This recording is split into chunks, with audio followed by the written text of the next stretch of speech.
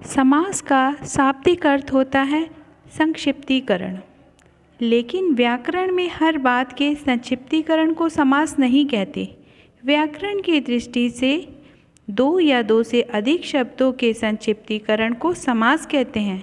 समास के दो पद होते हैं, पहले पद को पूर्व पद और दूसरे पद को उत्तर पद कहते हैं।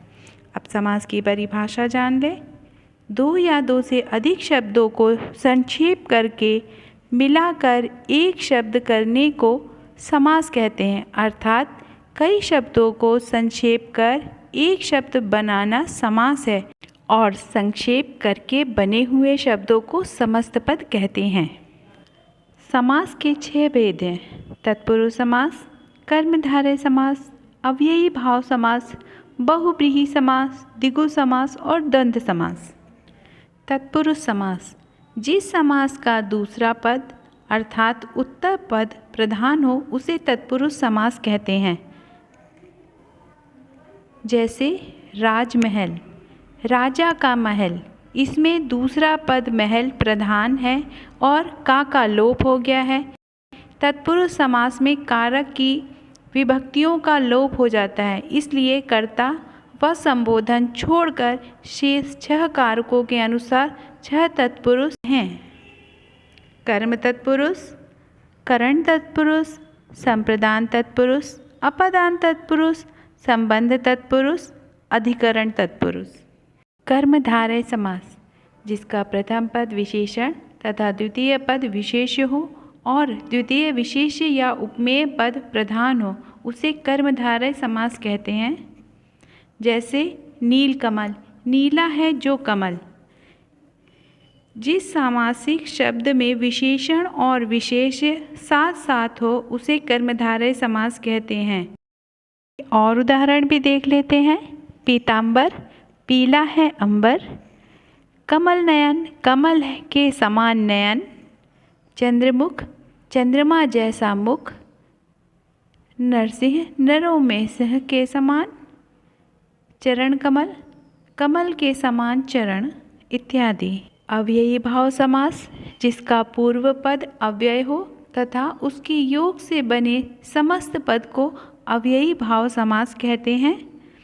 अव्ययी भाव समास में जिस समास का पहला पद प्रधान हो व अव्यय भी हो अव्ययी भाव समास कहलाता है। अधिकतर इसके आरंभ में आ, बे, भर, यथा, प्रति, नि आदि शब्द आते हैं। जैसे आजीवन, जीवन पर्यंत। बेकाम, बिना काम के। भर पेट, पेट भर के। यथाशक्ति, शक्ति के अनुसार। प्रतिमास, प्रत्येक मास। निडर, बिना डर के। आजन्म, यथा अवसर, प्रतिक्षण। बेखटक, यथा समय, प्रतिदिन आदि।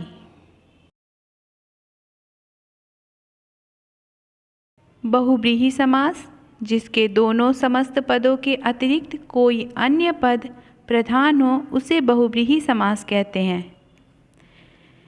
बहुव्रीहि समास के समस्त पद में पहला पद और दूसरा पद मिलकर किसी तीसरे की ओर संकेत करते हैं, वहाँ बहुव्रीहि समास होता है। जैसे दशानन, 10 है आनन जिसके, अर्थात रावण। नीलकंठ, नीला है कंठ जिसका, अर्थात शिव। चक्रपाणि, चक्र है पाणी मतलब हाथ में जिसके, अर्थात विष्णु। पीतांबर, पीला है अंबर यानी वस्त्र जिसका, कृष्ण। द्विगु समास, जिस समस्त पद का पहला पद संख्यावाचक होता है उसे द्विगु समास कहते हैं।